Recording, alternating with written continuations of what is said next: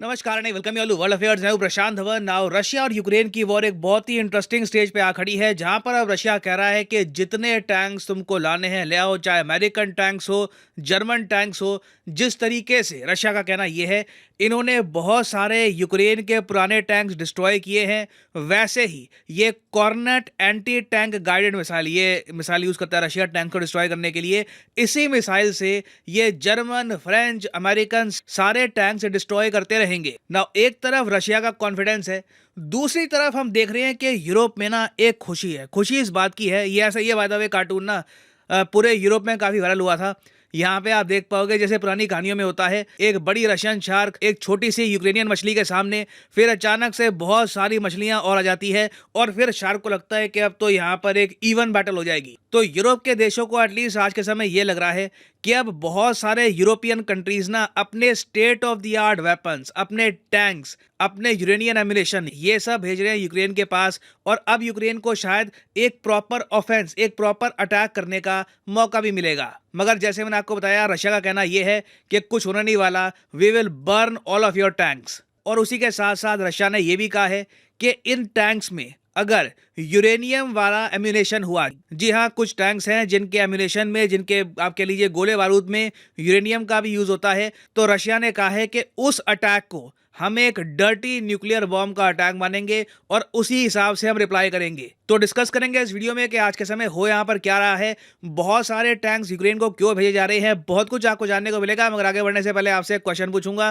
Question यहाँ पर यह है कि क्रिस हिपकिंस, ये नाम आजकल न्यूज में है, ये बन चुके हैं नए प्रधानमंत्री किस देश के? ये है यहाँ पे आपकी ऑप्शन, फ्रांस, ऑस्ट्रेलिया, न्यूजीलैंड या फिर जिम्बाब्वे। कमेंट सेक्शन में करो उत्तर, सही आंसर आपको दूंगा वीडियो के अंत में। ना अभी के लिए अगर हम देखें तो यूक्रेन की जो फोर्सेस हैं धीरे धीरे कमजोर पड़ रही है रशिया के सामने। यूक्रेन ने हाल ही में माना कि कई महीनों की जंग के बाद इन्होंने सोल्डार नाम का एक जो शहर है ये खो दिया था रशियन फोर्सेस को। और अब इस वक्त जब मैं वीडियो रिकॉर्ड कर रहा हूँ, लड़ाई चल रही है बखमुत के लिए।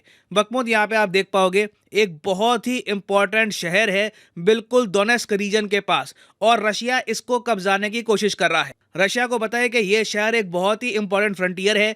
जैसे ही यह शहर गिर जाता है, रशियन फोर्सेस एक बड़ा हिस्सा यहां पर कब्जा सकती है आने वाले कुछ महीनों में। तो अभी के लिए यूक्रेन जानता है कि कैसे भी करके ये फ्रंट इनको होल्ड करके रखना है, क्योंकि ये फ्रंट अगर गिर गया तो रशियन फोर्सेस यहां से और नीचे से, साउथ से ये जुड़ जाएंगी और एक मैसिव अटैक होगा आगे बाकी के शहरों पर। और ऑब्वियसली जब ये बात यूक्रेन जानता है, मैं जानता हूं, दुनिया भर के आर्टिकल्स जानते हैं, तो जो नेटो देश हैं और नेटो कंट्रीज के अलावा भी जो पश्चिमी देश हैं वो सब भी ये बात समझते हैं। और इसलिए ये सब कंट्रीज एक एक कर टैंक्स भेज रहे हैं यूक्रेन को।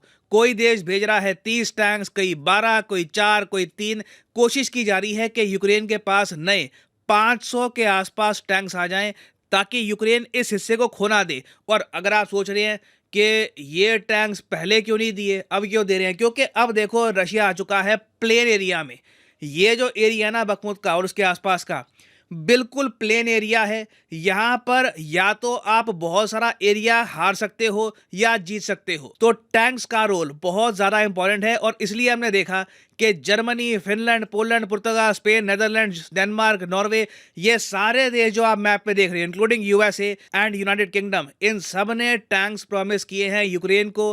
कई कंट्रीज ने टैंक्स भेजने का प्रोसेस स्टार्ट कर दिया है। बाकी देश कह रहे हैं कि कुछ ही हफ्तों में इनके टैंक्स आ जाएंगे। और मेन यहाँ पर देखिए 4 टाइप के टैंक्स हैं जो काफी न्यूज में भी रहे हैं। सबसे पहले तो है यूनाइटेड किंगडम का चैलेंजर 2 टैंक। ये ऋषि सुनाक ने अनाउंस किया था कि यूके भेजेगा यूक्रेन को चैलेंजर 2 टैंक। फिर उसके अलावा फ्रांस के जो प्रेसिडेंट है इमैनुअल मैक्रोन, ये भी बताया जा रहा है कि लेक्रेक टैंक्स, इनके टैंक्स का नाम है लेक्रेक टैंक्स, ये भी भेजें यूक्रेन को। उसके अलावा यूएसए भेज रहा है 31 एब्राम्स टैंक्स। और लेपर्ड टैंक्स जो है, लेपर्ड 2 टैंक्स, ये हैं जर्मनी के। ये जो 4 टैंक्स है ना, ये बहुत ज्यादा न्यूज में है। चारों नेटो कंट्रीज के टैंक से ऑलमोस्ट आप कह लीजिए नेटो की जो टैंक रेजिमेंट है उसका एक बड़ा पार्ट जा रहा है यूक्रेन को। और अगर रशिया इस टैंक रेजिमेंट को हरा देता है तो ये ना सिर्फ यूक्रेन, नेटो की भी बहुत ही बड़ी हार होगी। इसलिए सारी दुनिया आज के समय इस पर फोकस कर रही है कि जो बड़ी टैंक बैटल होने वाली है यूक्रेन की धरती पर, वहां पर कौन जीतेगा। क्योंकि अब बैटल सिर्फ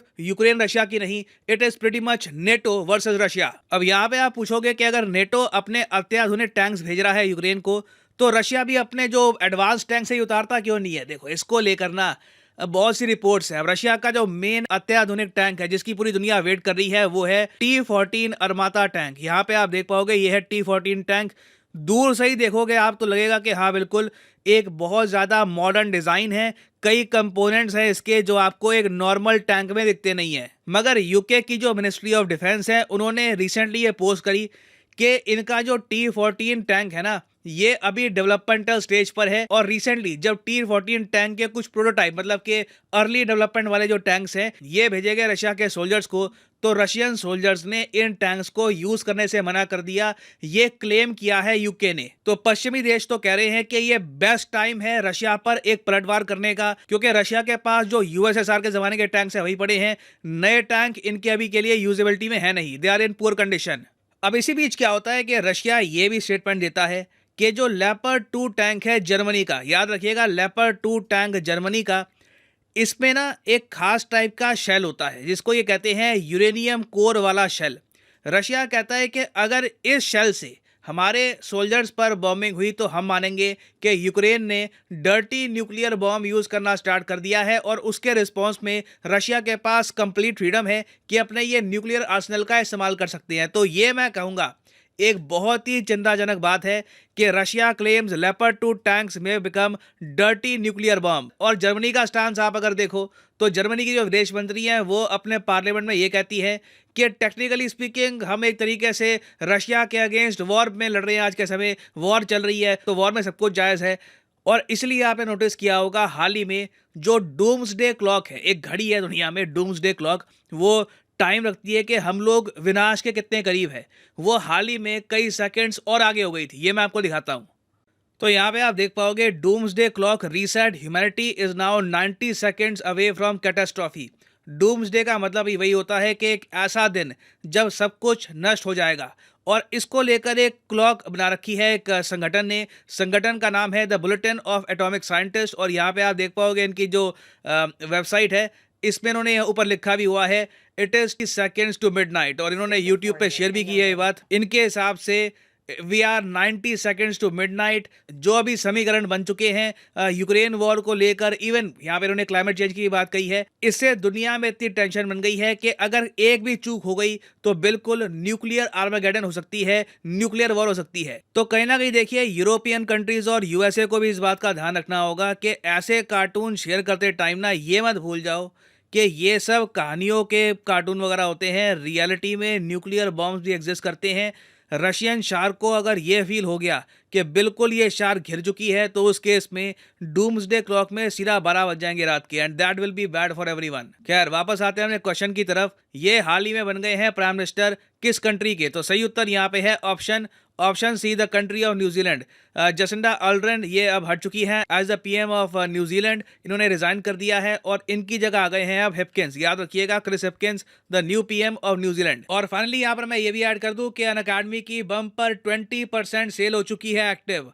अगर आप लाइफ में एक बार प्रॉपरली यूपीएससी एग्जाम की प्रिपरेशन करना चाहते हैं, कमेंट सेक्शन में जाइए, यहाँ पे आपको मिलेगा लिंक। इस लिंक पर क्लिक करके आप परचेज कर पाओगे मैसिव डिस्काउंट के साथ अनअकैडमी का कॉम्बो पैकेज। इस कॉम्बो पैकेज में प्रीलिम्स मेंस ऑप्शनल तीनों की तैयारी आपकी इकट्ठा होगी। ये सारे कोर्सेज अलग अलग परचेज करोगे वैसे ही आपको महंगे पड़ेंगे, मगर जब आप इकट्ठा परचेज करते हो तो आपकी सेविंग होती है। उसके अलावा एडिशनल आपको मिलेगा 20% डिस्काउंट। अगर आप सिंपली यहाँ पर यूज करते हैं code PD10 you will get a flat 20% discount. The prices will start falling. तो 36 महीने का जो कोर्स है ये मैं आपको रेकमेंड करूंगा। बहुत ज़्यादा सस्ते रेट पे आप परचेज कर सकते हैं आज के समय। और अगर आप एक कॉलेज स्टूडेंट हैं, आपके पास टाइम है 1-2 साल का आराम से प्रिपेयर करना है यूपीएससी एग्जाम के लिए आने वाले 1-2 सालों में, तो you can go for this course as well. So use the code PD10 and save money. So इसी नोट के साथ ये है वीडियो का अंत। Thank you for listening and as always God bless you all.